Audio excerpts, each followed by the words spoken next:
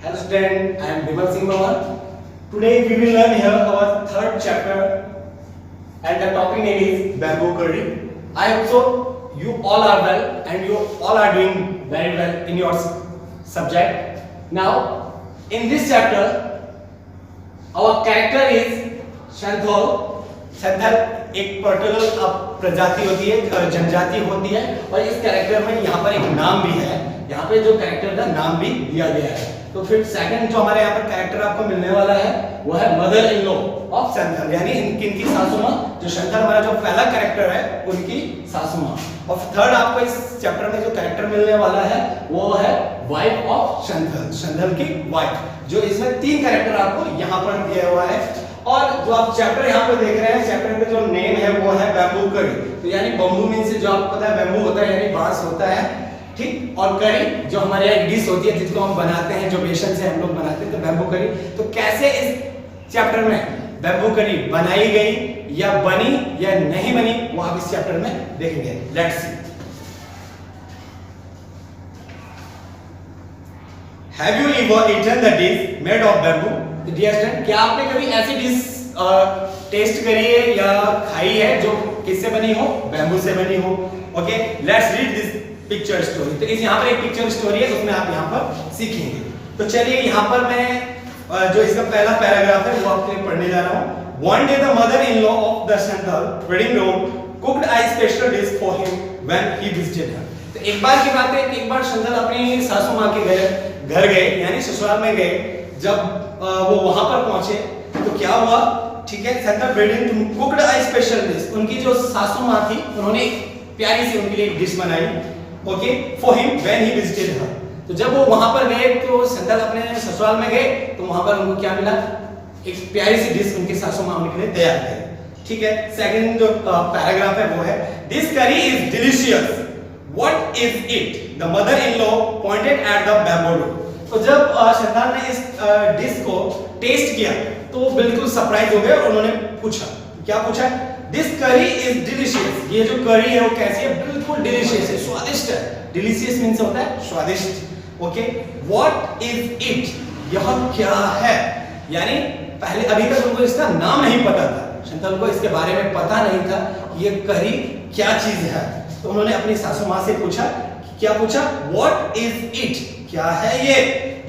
और इस बार उनकी जो सासू माँ थी, मदर इन लॉ था, उनका जो रिप्लाई था, जवाब था, वो उन्होंने दिया, क्या दिया, the mother in law pointed at the bamboo door. तो जो उनकी सासू माँ थी उन्होंने पॉइंट किया, पॉइंट मीन से चिन्हित करना, किसी तरफ को ऐसे उंगली दिखाकर कहना या पॉइंट करके कहना। तो उन्होंने कहा, क्या कहा, pointed at the bamboo door, bamboo door की तरफ इशारा करते हुए कहा, ठीक है, क्या कहा। फिर नेक्स्ट मॉर्निंग क्या हुआ, ऐसा उन्होंने इशारा किया। जब शंथल ने पूछा कि ये क्या है और ये कैसा क्या चीज है, तो उनकी सासू माँ ने पॉइंट करते हुए बैम्बू डोर की तरफ इशारा किया। तो जब नेक्स्ट मॉर्निंग, अगले पैराग्राफ में कह रहे हैं कि next morning just as he was about to leave he remembered that there was no bamboo in his village. और जब वो अगली सुबह को जब ससुराल से वापस अपने घर की तरफ जाने लगे तो क्या हुआ, उनको याद आया, तब वो रिमेंबर, तो शंथल को रिमेंबर, उनको याद आया, क्या याद आया, that there was no bamboo in his village, उनके गांव में तो कोई बैम्बू है ही नहीं, अगर ये डिश मुझे वहां पे बनानी है तो कैसे बनाऊंगा। तो इस बात के लिए उनको अपने दिमाग में, उनके जो दिमाग में उनको याद आया कि गांव में कहीं बैम्बू है नहीं, तो डिश को कैसे बनाया जाएगा।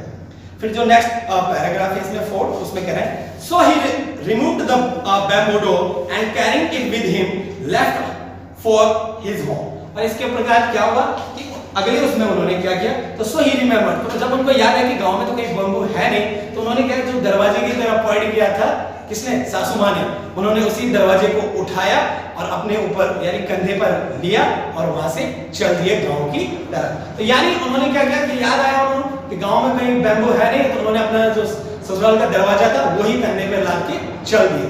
तो आगे क्या हुआ कहानी में, चलिए देखते हैं।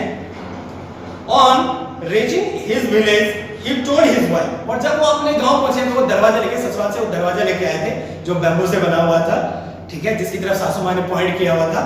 तो जब वहां पर पहुंचे, अपने यहाँ पहुंचे, तो his village he told his wife, उन्होंने अपनी पत्नी से कहा, क्या, ठीक है, क्या कहा बेटा, वहां पर उन्होंने कहा कि मेक करी विद दिस बैम्बू डोर, जो ये बैम्बू डोर जो मैं लाया हूँ अपने कंधे पर यहाँ पर लाया हुआ हूँ, इससे आप क्या करिए, करी बनाइए।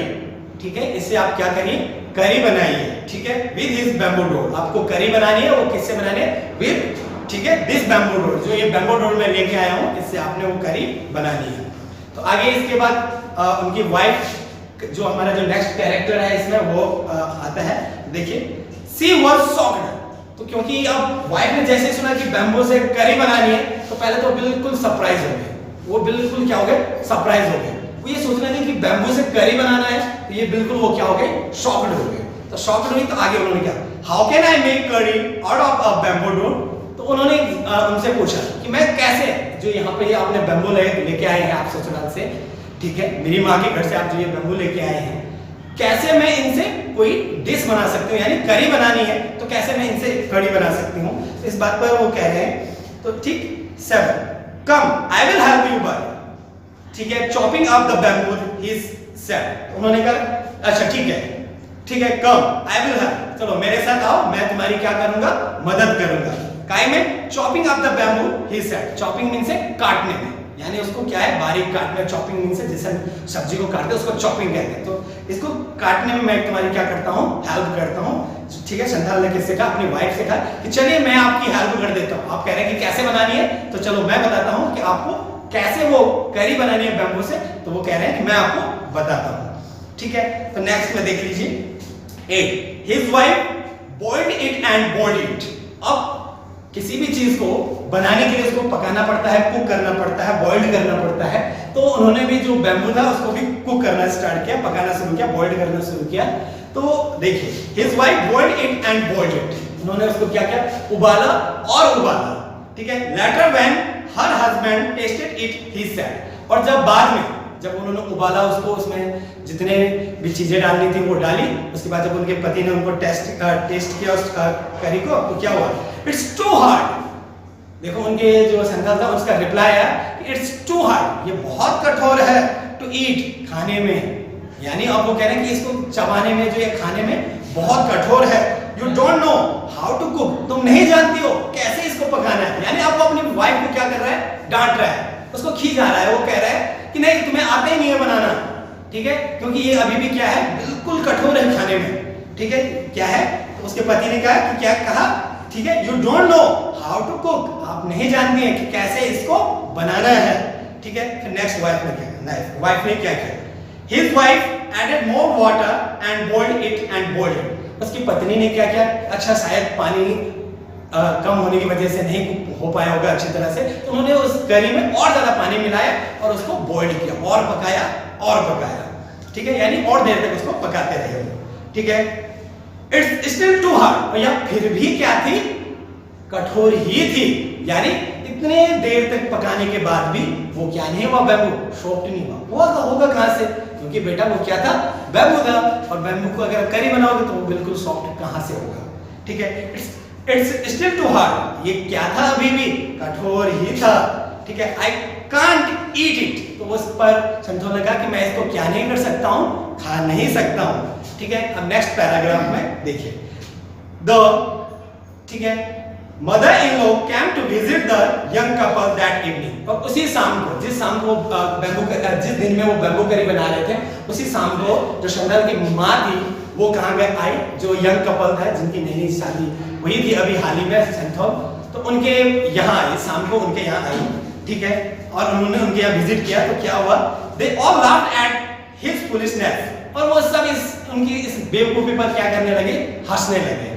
ठीक है, अब क्यों हंसने लगी, ठीक है, the mother in law said, जो उनकी सासू माँ थी, संथाल की सासू माँ थी, यानी उसकी वाइफ की जो माँ थी, उन्होंने उनसे कहा, क्या कहा, ठीक है, डिडंट यू नो द करी was made from bamboo shoot. तुम नहीं जानते हो कि जो करी थी वो बैम्बू शूट से बनाई गई थी।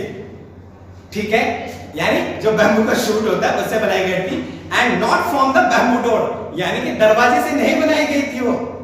ठीक है, और उस व्यक्ति ने क्या समझ लिया था कि उसकी जो सासू माँ थी उन्होंने पॉइंट किया था कि बैम्बू डोर की तरफ, तो उन्होंने सोचा कि बैम्बू डोर से बनी थी, जबकि वो जो डिश थी वो बैम्बू डोर से नहीं बनाई गई थी, बल्कि वो किससे बनाई गई थी, बैम्बू शूट से बनाई गई थी। और उस व्यक्ति ने सोचा कि ये बैम्बो डोर से बनी है। वो बैम्बो डोर उठा के अपने ससुराल आ गए और उनको पकाया, बहुत देर तक पकाया। अब लकड़ी से कोई चीज बनेगी तो वो कितना भी उबालोगे वो कठोर ही रहने वाली है। तो इस कहानी में आपने सीखा बेटा कि बिना सोचे समझे और उसकी पूरी जानकारी लिए बिना आप किसी चीज को यूज नहीं कर सकते। उसकी पूरी जानकारी आपको होनी चाहिए। चाहे आप डिश ही कोई बना रहे हो तो उसको भी आपको सही तरीके से उसकी पहले पूरी जानकारी होनी चाहिए कि किस चीज से बनी है, कैसे बनी है और उसमें क्या क्या डालना है और किस प्रकार उसको बनाना है और किस प्रकार उसका जो टेस्ट होगा।